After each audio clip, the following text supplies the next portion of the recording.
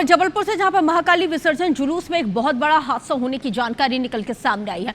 यहां पर बिजली की हाई टेंशन लाइन से ट्रक टकरा जाता है। करंट की चपेट में आने की वजह से 2 लोगों की मौत हुई है, 12 लोग झुलस गए हैं। दुर्गा उत्सव समिति से जुड़े हुए लोगों ने इस पूरे घटनाक्रम को लेकर खासी विरोध जाहिर किया, नाराजगी बताई है। बिजली विभाग पर लापरवाही बरते जाने का आरोप लगाया है।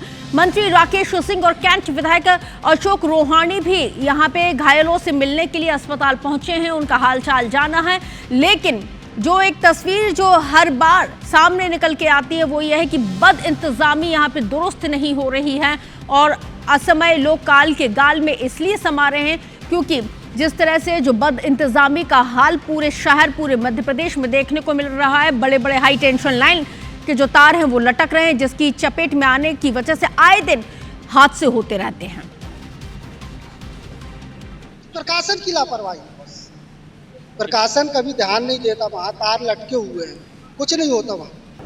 बाकी 10 से 12 लोग हैं जिनका इलाज चल रहा है, ये सभी स्टेबल है। बाकी घटनाक्रम की जो अननेचुरल डेथ में जांच पुलिस की होती है, हमारी जांच की जाएगी। जांच में जो भी तथ्य आएंगे सबसे करेंगे। जांच चल रही है, उनकी सारी जांचें पूरी हो रही हैं। 2 जो मृतक हुए हैं वो ज़रूर दुखद है और जो घायल हैं उन सभी की चिंता सरकार के द्वारा की जा रही है। प्रशासन मुस्तैदी से लगा है।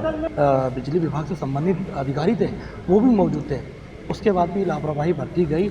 इसका खामियाजा पीठा वासियों को, नौजवान जो 2 नौजवान थे उनकी जान देकर करना पड़ा। और इस पे जो क्षेत्रीय प्रशासन है, जनप्रतिनिधि है, उनकी भी लापरवाही है।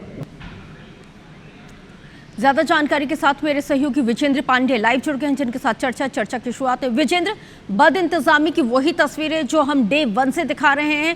इससे पहले भी हमने देखा कि किस तरह से करंट फैलने की वजह से मासूम बच्चों की मौत हो जाती है, लेकिन तस्वीर वही है, चीजें नहीं सुधर रही हैं, चाहे कितने लाख दावे वादे क्यों ना कर लिया जाए। यहाँ पे लापरवाही दोनों की उजागर हो रही है, बिजली विभाग की भी, क्योंकि हाई टेंशन लाइन के जो तार हैं वो लटकते हुए पाए जाते हैं। दूसरी तरफ समिति वालों की, क्योंकि वो ट्रकों में ऊंची ऊंची प्रतिमाओं के साथ बहुत सारे लोग उसमें लद जाते हैं, जिसकी वजह से भी ऐसे हादसे होते हैं।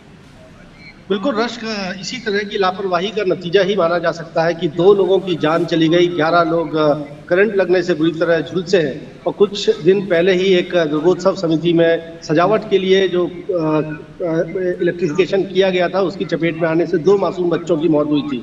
ये दावा किया गया था कि बिजली विभाग तमाम पंडालों की जांच करेगा और इस बात को इंश्योर करेगा कि इस तरह की घटनाओं का दोहराव ना होने पाए।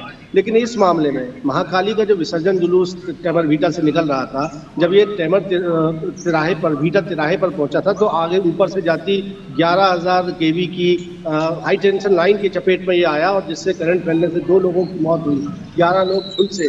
गंभीर बात यह है कि समिति की ओर से यह आरोप लगाया गया है कि जिला शांति समिति की बैठक में भी इस बात की ताकीद की गई थी, इस बात पर चिंता जताई गई थी कि 11,000 केवी की लाइन यहाँ से गुजरती है और बिजली के झूलते तार किसी दिन बड़ी दुर्घटना का सबब बन जाएंगे, ऐसा आरोप है दुर्गोत्सव समिति से जुड़े हुए लोगों के।